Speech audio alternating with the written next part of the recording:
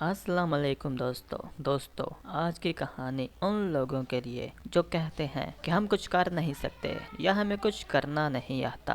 دراصل بات یہ ہے کہ وہ کچھ کرنا ہی نہیں چاہتے۔ دوستو، کسی ملک میں ایک امیر شخص رہتا تھا جس کو گھوڑے پالنے کا بہت شوق تھا، جس نے اپنا ایک فارم بنایا جس میں اس نے کئی طرح کے کئی نسل کے گھوڑے رکھے۔ ایک دن اس کا دوست آیا، ایک بہت ہی شاندار گھوڑا اس کے پاس تھا۔ اس نے اس گھوڑے کو دیکھا، جھٹ سے بھاگتا اس کے پاس آیا اور کہا، ارے یار، یہ کہاں سے گھوڑا لائے ہو؟ یہ تو بہت ہی اچھی نسل کا ہے، اگر اس کو ریس میں دوڑایا جائے تو یہ کبھی ہارتا نہیں، کبھی پیچھے نہیں رہتا۔ ایک کام کرو، یہ گھوڑا مجھے بیچ دو، میں تمہیں اس کی منہ مانگی قیمت دوں گا۔ اس پر اس کے دوست نے کہا، ارے تم نے مجھ سے پہلی دفعہ کچھ مانگا ہے، چلو اسے گفٹ سمجھ کے رکھ لو۔ اس نے اپنے دوست کا شکریہ ادا کیا اور گھوڑا لے کر اپنے فارم میں چلا گیا اور گھوڑے کی دیکھ بھال کرنے لگا۔ سب سے زیادہ اس نے اسی گھوڑے کی دیکھ بھال کی، سب سے زیادہ وہی گھوڑا اس کو پسند تھا۔ اسے ٹائم پر کھلاتا، نہلاتا، اس کی دیکھ بھال کرتا۔ اسی طرح کچھ دن گزرے اور ایک دن اس نے سوچا کہ اس مرتبہ ریس میں اس کو دوڑاتے ہیں، کیونکہ ایسی نسل کا گھوڑا کبھی رکتا نہیں،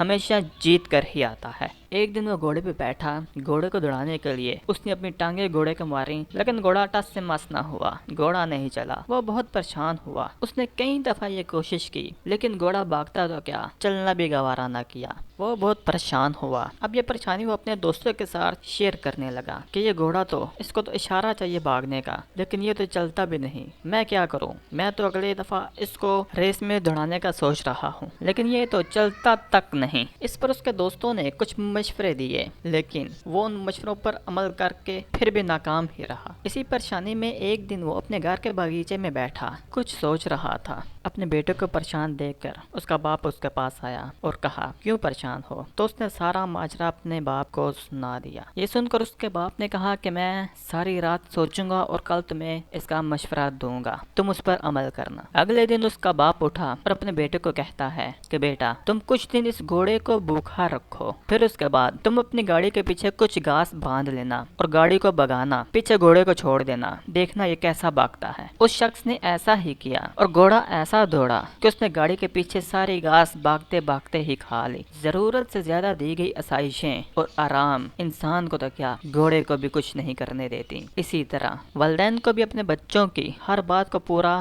نہیں کرنا چاہیے، ہر ضد کو نہیں ماننا چاہیے، نہیں تو وہ بھی گھوڑے کی طرح آلسی ہو جاتے ہیں۔ سب کچھ کر سکنے کے باوجود وہ کچھ نہیں کریں گے۔ دوستو، اگر ویڈیو اچھی لگی ہو تو لائک کر دیں اور چینل کو سبسکرائب کر دیں۔ اب میں ملوں گا آپ کو کسی نئی اگلی ویڈیو میں، تب تک کے لیے اپنے دوست کو اجازت دیں۔ اللہ حافظ۔